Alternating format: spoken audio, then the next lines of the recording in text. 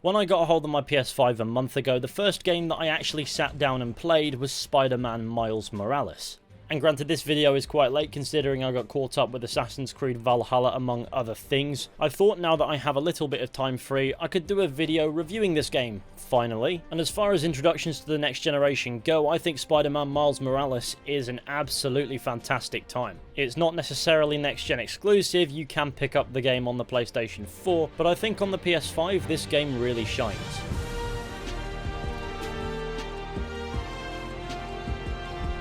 I can't think of any opening point better than expressing how much I enjoyed playing this game. Swinging through the streets of New York never gets old. I had an absolute blast playing Spider-Man on the PS4, which got remastered for the PS5 along with the release of Miles Morales, I do believe. And I think it's fair to say that that game did run a little bit dry when it came into the DLC, which were frankly, in my opinion, terrible. Which did leave me a little bit concerned because in the end of the day, how different can you make Spider-Man? Well, that's what Miles Morales does prioritize. It defines its identity from the first game brilliantly. From the soundtrack, to the weather, to the character. I've never been much of a comic book guy, nor have I ever been much of a superhero guy. But I don't think it takes much understanding to know that Miles Morales is not Peter Parker. This game understands that the identity needs to be clearly defined, and it very much so is. In Marvel Spider-Man, we got to see a story of an experienced Spider-Man, one where Peter Parker is used to the responsibility that comes with his power. And due to his understanding of his own capabilities, he's a lot more relaxed, as this is normal for him now.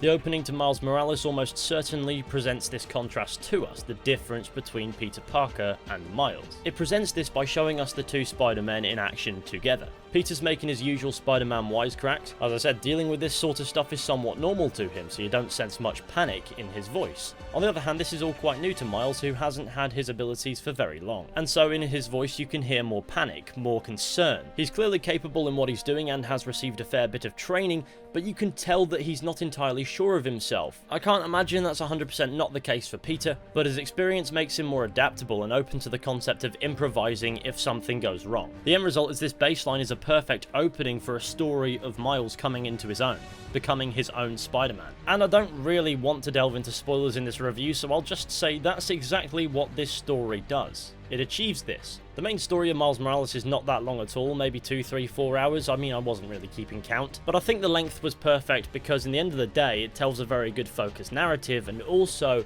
there's not very much filler. In Marvel Spider-Man, a lot of times you'd have to go off and do some random Spider-Man activity around the map, in between doing one mission and another, and that did get on my nerves come the end. In this, that's not necessarily gone, but it's not as forced. There are a couple of moments where you have to do something else, but it's not nearly as frequent, so when it does happen, it's not so much of an issue. The story's less bloated, and as a result, the shorter length feels good. It does introduce you to a fair bit of the side content in the main story, but then again, all good open world stories need to at least introduce you to the open world so that it feels relevant somehow. The game sports a fantastic cast of characters, especially Miles, and has a terrific soundtrack which altogether makes for a fantastic story. Gameplay-wise, for the most part, it plays the same as Marvel's Spider-Man, barring a few new abilities for Miles, as well as some animation variety that helps define the character as somebody else, and you feel it through that. Swinging through a wintry New York while pulling loads of lovely tricks is super satisfying and smooth, and honestly, it's probably my favourite part of both of these games. In a lot of games, traversal from A to B in between objectives isn't that engaging or fun. In this, it is, very simplistically so. Yes, there is some form of fast travel mechanic in the game, but will you ever find yourself wanting to use it? Probably not. The combat is super fun, smooth, and satisfying. You can use a combination of dodges, attacks, abilities, and gadgets that sports enough aesthetic and effective variety, building up a combo as you go, which turns the combat into a challenge of efficiency, which is really neat. Different enemy archetypes require tackling differently. You have to adopt a different tactic for an armed enemy as opposed to an unarmed one, and the game doesn't shy away from throwing different archetypes at you at once, because the gameplay allows for you to adapt very quickly in that situation.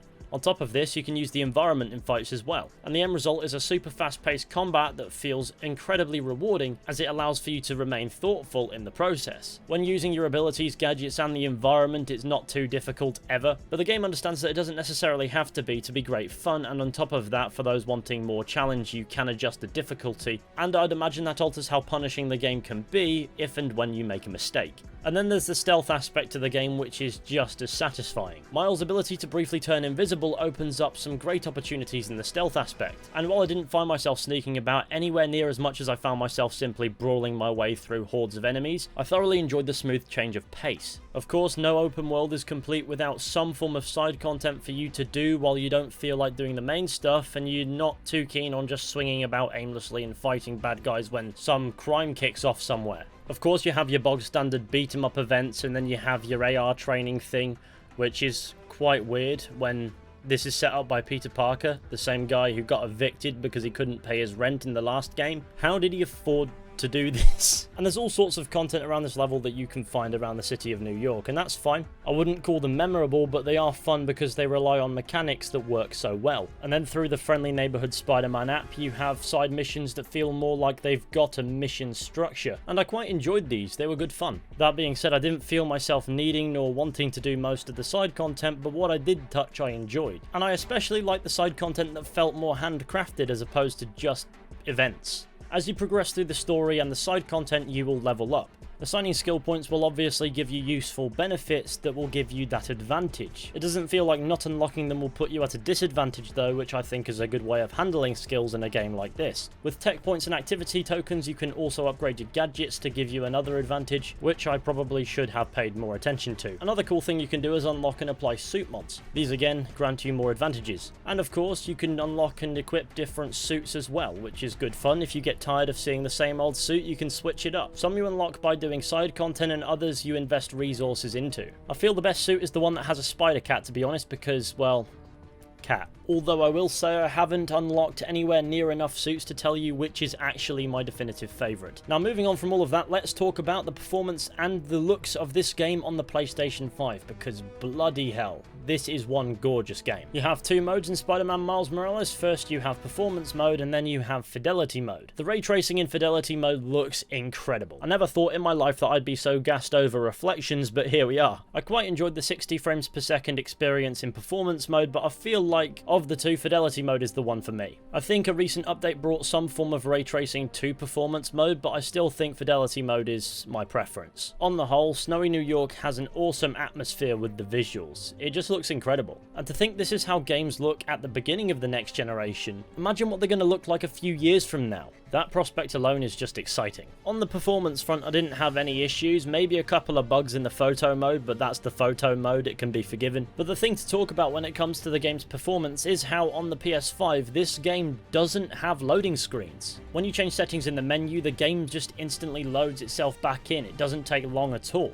Even after changing the graphics mode, it just loads in after a brief fade to black. And if you ask me, this is pretty cool because your experience isn't interrupted by loading screens. From the menu when you start a new game, it just seamlessly transitions. In some games, the loading screens have an aspect of charm, but I reckon that will be quickly replaced somehow. But I'd imagine in a broader sense, loading screens won't be going anywhere from AAA gaming anytime soon. But if this game shows us anything, it's that loading screens are no longer absolutely necessary, which is a game changer in my books. Overall, for me, Spider-Man Miles Morales has been a great introduction to the next generation of gaming, specifically the PS5. It's an absolute blast of a game that tells a great story, has great characters, an amazing soundtrack, a terrific visual that manages to enhance an experience we've already had in many subtle ways, to tell a new story that truly defines this game as its own. I feel like certain aspects could be improved. I feel like the DLC for the first game was completely needless, and the budget and the resources that went into that could have enhanced this further, but on the whole I didn't find a whole lot to fault. I really enjoyed this game. I'm certain it's not the end for this Marvel Spider-Man franchise, and I'm excited to see what comes next. And that's my review for Spider-Man Miles Morales. I'm so sorry that this came so late. I know the game came out well over a month ago now for most people, and yeah, no. What use does this have? It's more my own personal satisfaction at this point, right? Now, I really wanted to do a review for this game. I got caught up with so much other stuff, but I'm really glad that I finally got around to doing it, and I hope that it's been useful for you. Anyway, thank you all for watching this video. I hope you've enjoyed. Be sure to go ahead and leave a like, subscribe, share the channel with your friends, and all that wonderful stuff. That would be fantastic. And with any luck, I'll be seeing you all very soon with another video at some point. But until next time, take care, and goodbye.